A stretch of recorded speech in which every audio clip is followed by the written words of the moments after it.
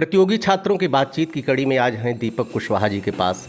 ये बड़े संकोची हैं साक्षात्कार ये बातचीत करने के लिए, तो पहले तैयार ही नहीं हो रहे थे।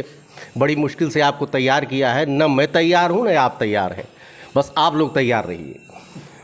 ये दीपक कुशवाहा जी फर्स्ट ही अटेम्प्ट में आपने एक्साइज कस्टम इंस्पेक्टर पे आपका चयन हुआ है सीजीएल से, आपको दिल्ली मिला है। और सबसे बड़ी चीज़ यह है कि इन्होंने जनरल कैटेगरी में क्वालिफाई किया, फाइट किया है। आरक्षण का इन्होंने कोई लाभ नहीं लिया, खाली इतना सा लाभ इनको मिला है कि इनको दिल्ली मिल गया है, वो कोई बड़ी बात नहीं थी।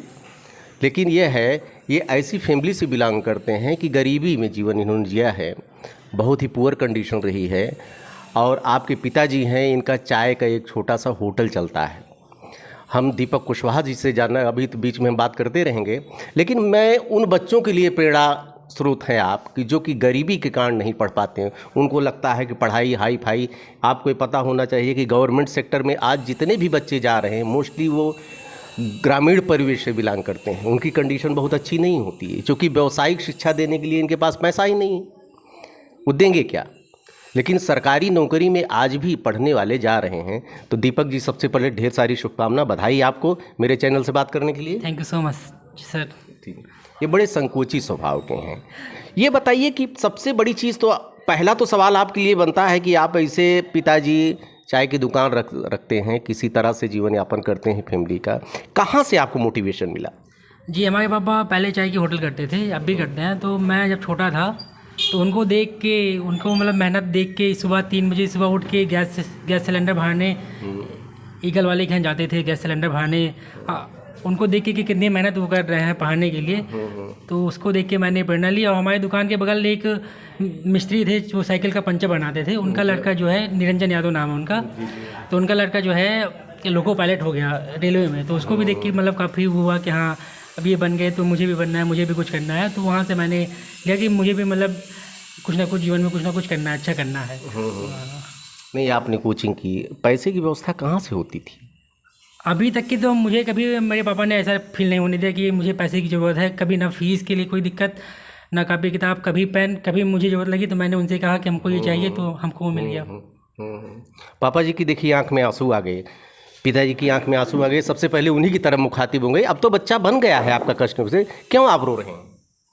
आपको तो खुशी होनी चाहिए। जी। और पिता के लिए आप बताइए क्या करना चाहिए उनको? उनको अपनी मेहनत करना चाहिए, बच्चों को अपने बच्चे से अपना श्रेय जो है लेना चाहिए और उनको मेहनत करना चाहिए।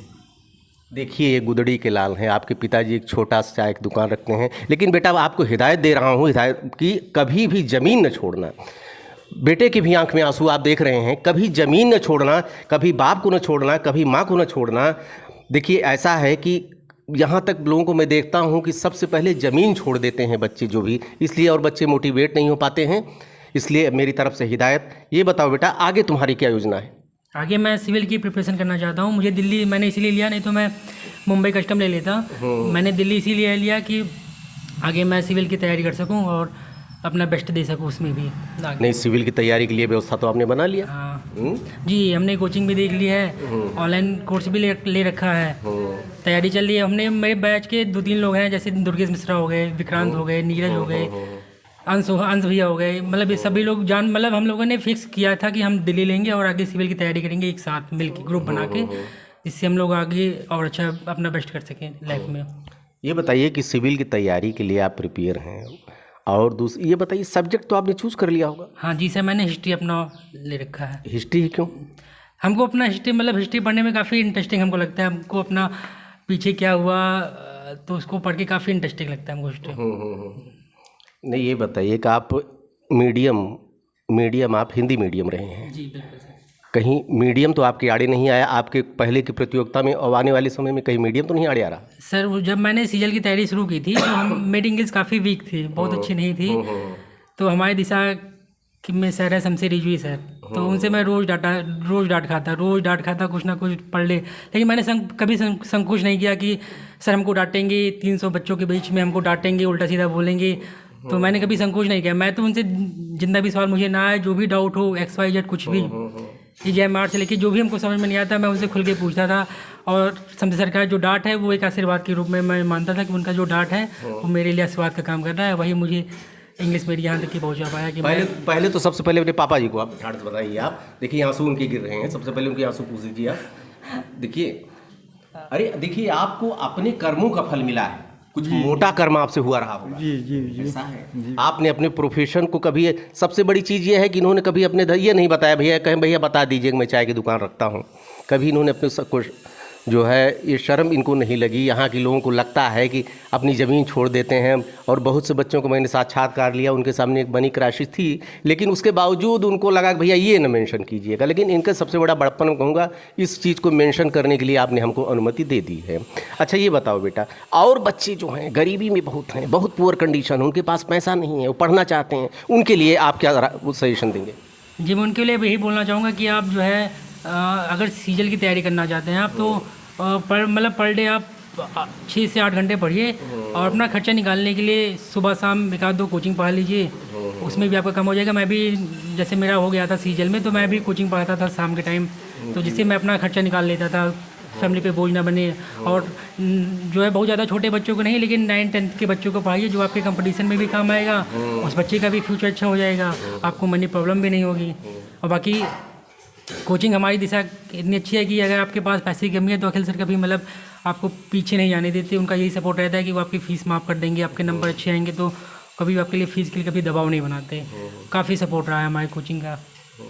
ये बताइए योजना कैसी रही, स्ट्रेटजी क्या जो आपने अपनाया, कैसे अपनाया आपने, पढ़ाई की क्या आपकी स्ट्रेटजी रही? जी, मैंने तो पहले जब कोचिंग, पहले तो ये था कि मुझे पॉलिटेक्निक करके या इंजीनियर बनना था, मैं इसीलिए मैंने इंटर करने के बाद इलाहाबाद में IERT के लिए अप्लाई किया था, लेकिन मुझे अच्छा ट्रेंड नहीं मिला। तो मैं सोच रहा था कि SSC की तैयारी मैं नहीं करूँगा, SSC कौन तैयारी। काहे छिपा रहे हो? ट्रेंड क्या, पैसे की भी तो क्राइसिस थी। हाँ, लेकिन वो थी मिल तो जाता, आप मेहनती थे, आप यहाँ पर टॉप पहुँच गए हैं, आप दोबारा प्रयास करते मिल जाते। सेकंड प्रयास में तो मिल ही जाता, लेकिन ये था कि अब वही था कि मुझे, फिर मैंने ऐसे दिशा ज्वाइन किया SSC की तैयारी करने के लिए। पहले दिन गया तो देखा कि 300 लोग का बैच, इतना बड़ा बैच, उसमें मैं कहाँ। लेकिन हमारी कोचिंग के बच्चे सेलेक्ट होते रहे काफ़ी, तो उनको देख के फिर उसी के सहारे धीरे धीरे मैथ तो थोड़ा ठीक ठाक थी, इंग्लिश में थोड़ा एवरेज था मैं, तो मैंने तैयारी की। शमशेरी जी हमारे सर थे, उनसे मैंने पूछ के गाइडेंस में सुबह मैथ इंग्लिश मतलब लगाते प्रैक्टिस करते पहुंच गया। नहीं, ये बताइए कि SSC आपने CGL की तैयारी आपने की, आप टॉप पे पहुँचे। अच्छा ये बताइए कि CGL की तैयारी के लिए बेसिक किस सब्जेक्ट, कौन सा सब्जेक्ट आपका स्ट्रांग होना चाहिए? सीजल की तैयारी के लिए सबसे बेसिक है मैथ, जैसे और इंग्लिश। जैसे जो बच्चे यूपी बोर्ड वाले होते हैं उनकी तो मैथ अच्छी होती है नॉर्मली, लेकिन इंग्लिश कमज़ोर होती है। लेकिन आपको इसको वो इशू नहीं बनाना है, आपको मेहनत करना है कि बस मेहनत करते जाना है। और सीजल की तैयारी के लिए मेन इंपॉर्टेंट सब्जेक्ट है आपकी इंग्लिश और मैथ, क्योंकि प्री में भी करीब 50 नंबर की मैथ आती है और 50 नंबर की इंग्लिश, और मेंस में आपका 200 नंबर का मैथ, 200 नंबर की इंग्लिश, और जिसका मैथ इंग्लिश पे कमांड है वही सीजल निकाल सकता है। अच्छा, इसका मतलब GS का कोई बहुत ज़्यादा असर नहीं होता? बहुत ज़्यादा उसका योग नहीं है। 85 मतलब 700 नंबर में सिर्फ 50 नंबर की GS आती है। आप normal current affair, news, magazine वगैरह पढ़ते हैं तो भी आपका 8-10 सवाल हो ही जाता है 25 में। बुक्स के बारे में आप बताइए, कौन सी बुक्स आपने पढ़ा? चारों सेक्शन जो हमारे बच्चे अभी आपको देख रहे हैं वो जानना चाहते हैं कि दीपक जी बुक्स कौन सी स्टडी आपने किया था? जैसे मैंने इंग्लिश के लिए शमशेर सर ने बताया कि मुझे VK सिन्हा लगाना है, तो मैंने पहले VK सिन्हा लगाया। फिर मैंने MB पब्लिकेशन की एक बुक आती है जिसमें SSC के प्रीवियस ईयर के सवाल होते हैं, तो मैंने वो बुक कम से कम 4 से 5 बार लगाई। हर बार लगाता गया, हर बार लगाऊँ तो हर बार नया डाउट आए। मैं एक बुक को 10 बार लगाया तो मुझे हर बार कुछ ना कुछ मिलता गया। मैंने 10 किताब नहीं पढ़ी, मैंने एक ही किताब पढ़ी, लेकिन उस किताब को मैंने अच्छे से पढ़ा। उसमें मतलब ये ना हो बट ना हो कि उस किताब से या उस कॉन्सेप्ट से अगर कोई सवाल आता है तो मैं गलत नहीं होना चाहिए। और मैथ के लिए तो कोचिंग में जो पढ़ाया जाता था नोट्स, और वही नोट्स को मैंने लगा के, और कोचिंग में मॉक होता था, मॉक लगा के, और ग्रुप हम लोग का ग्रुप बना था। मैं था, दुर्गेश मिश्रा, विष्णु शुक्ला, असित पांडे, हम चारों लोग का ग्रुप था। तो आज प्रेजेंट टाइम चारों लोग सिलेक्टेड हैं। असित पांडे फैजाबाद में ऑडिटर हैं और शिवेंद्र के साथ ही हैं। दुर्गेश मिश्रा प्रेजेंट टाइम दिल्ली में LDC हैं, फिर उन्होंने मुंबई कस्टम लिया 19 से, फिर CGL 20 का देके दिल्ली में कस्टम ले रहे हैं फिर। और Vishnu Shukla present time auditor हैं MP में। और चारों लोग का यही प्लान है कि आगे सिविल की तैयारी करनी है। जैसे SSC को बीट किया एकजुट होके, वैसे अब सिविल की तैयारी करनी है और अच्छा करना है उसमें भी। अच्छा ये बताओ बेटा कि जैसे तैयारी सभी लोग करते हैं, मेहनत सभी लोग करते हैं, ऐसी बात नहीं, ईमानदारी से मेहनत करते हैं, लेकिन एक कुछ कंपटीशन की एक टैक्टिस अलग होती है। कंपटीशन की पढ़ाई एक डिफरेंट टाइप की होती है। एकेडमिक आप बहुत टॉप कर जाएं, भाई एक सेक्शन एक क्लास में 100 बच्चे होते हैं, 100 फर्स्ट डिवीज़न हो सकते हैं, सबों 90% हो सकते हैं, लेकिन कंपटीशन के लिए कौन सी स्ट्रेटजी अपनानी चाहिए? कंपटीशन के लिए आपको पहले एकदम फोकस होना चाहिए कि मुझे क्या करना है। जैसे आपने पहले तैयारी शुरू कर ली तो 6 महीने आपने तैयारी किया, फिर आपने मॉक टेस्ट देना स्टार्ट किया। तो मॉक टेस्ट दीजिए तो आपको पता होना चाहिए कि मेरे मैथ में सेक्शन वाइज कितने जा रहे हैं सही, इंग्लिश में कितने जा रहे हैं, जीएस में कितने जा रहे हैं। अगर मैथ में जा रहा है मेरा मान लो 25 में मेरे 20 सवाल सही जा रहे हैं, तो कहाँ कहाँ मेरा सवाल गलत हो रहा है, या कौन से सवाल आपको देखने पे हिचकिटा मतलब आपको लगता है कि कन्फ्यूजन हो रही है कि मैं नहीं लगा पाऊँगा, तो आप उस चैप्टर को अच्छे से मेहनत करके उसको अपना स्ट्रॉन्ग सब्जेक्ट बनाएंगे, स्ट्रॉन्ग चैप्टर बनाएंगे। वैसे इंग्लिश में भी वोकैब पोर्शन आता है, ग्रामर का पोर्शन आता है, पैसेज आता है, क्लोज टेस्ट आता है। तो आप पहले पेपर दीजिए तो उसमें देखिए कि मेरा कहाँ कहाँ गलत हो रहा है। ग्रामर पोर्शन में मेरे अगर 10 सवाल आ रहे हैं तो 10 में मैं कितना सही कर पा रहा हूँ, वो कैब अगर 10 आ रही है तो कैब में मैं कहाँ पहुँच रहा हूँ। सेक्शन वाइज बनाइए, फिर सेक्शन वाइज अपना स्ट्रॉन्ग कीजिए। फिर जब सेक्शन वाइज स्ट्रॉन्ग हो जाएगा तो ओवरऑल स्ट्रॉन्ग हो ही जाना है आपका। ऐसे ही करना चाहिए।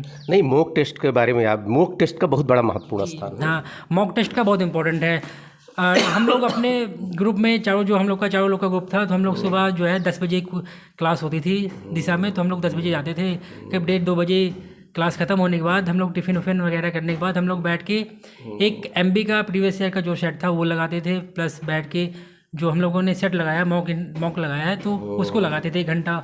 उसको लगाने के बाद फिर हम लोग चारों लोग बैठ के डिस्कस करते हैं कि मेरा ये सवाल गलत हो गया, आपका सही है, तो आपने क्या लगाया। मैंने इस सवाल को इतने लंबे में लगाया तो आपने कौन सा कॉन्सेप्ट लगाया कि ऐसे ऐसे हो गया, या ये सवाल मैंने नहीं, मैं तो सबसे पूछा था यार ये मेरा गलत हो गया आपका सही हो गया, तो ये मैंने नहीं पढ़ा, आपने कहाँ पढ़ा जो आपका सही हो गया। मैंने अधिकतर लोगों से अपने कोचिंग में ये पूछा कि अच्छा मेरा गलत हो गया तुम्हारा सही हो गया, तुमने ये सवाल कहाँ पढ़ा जो मैंने नहीं पढ़ा। हाँ, तो यही सब करते करते हमने देखा है कि लोग बहुत पढ़ते हैं लेकिन परीक्षा भवन में पेशेंस, एक धैर्य बहुत मायने रखता है, उस पर ज़रा फोकस कर दीजिए।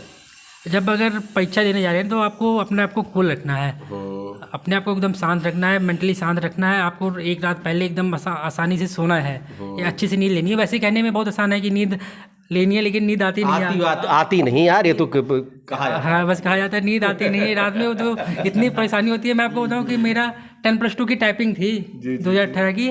मुझे टाइपिंग इतनी अच्छी 50-55 की स्पीड जाती थी यहाँ पे, वहाँ पे 30 की स्पीड लानी होती है। लेकिन फिर भी ना मैं सुबह कॉल किया अखिल सर को कि सर टाइपिंग है, बहुत डर लग रहा है, क्या करना होगा। तो उन्होंने कहा कि बेटा ध्यान रखो, मतलब काम रहो, हो जाएगा। और मेरे अंदर क्या था कि मैं एग्ज़ाम देने से पहले ना एक बार जरूर अखिल सर से और अपने टीचर से, पापा से मिल के जाता था कि पापा मेरा परीक्षा है, और सर से कहता था सर आशीर्वाद दीजिए अच्छा हो जाए। तो बस मुझे ऐसा मतलब पेपर में कभी ऐसा नहीं लगा कि बहुत ज़्यादा परेशानी हुई।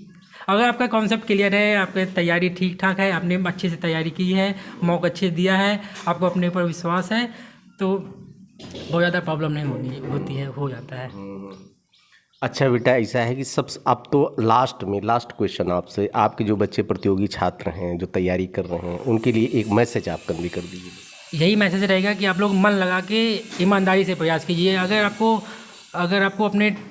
आपको 10 घंटा मिलता है 24 घंटे में, अपना जो भी आपका घर का कोई भी अगर है तो 10 घंटे में आप उसको अपना बेस्ट दीजिए। आपके पास जितना टाइम मिला आप उसमें अपना बेस्ट दीजिए। और ये ना देखिए कि क्या है कैसे है, बहाने ना बनाइए। आप तो बस आप मेहनत करते रहिए एक ईमानदारी वे में, और जो सही तरीका है उस तरीके को अपनाते अपना काम करते रहिए, और एक दिन ज़रूर आप पहुंच जाएंगे। हमारे पास भी कई लोग कोचिंग के कई बच्चे कॉल करके पूछते हैं कि भैया कैसे होगा। आप भी स्टेज में थे, तो मैं भी यही कहता हूँ कि मैं भी आप लोग के स्टेज में था, तो मैं भी दूसरे से कॉल करके पूछता था कि अच्छा ये मेरा कमज़ोर है, ये है।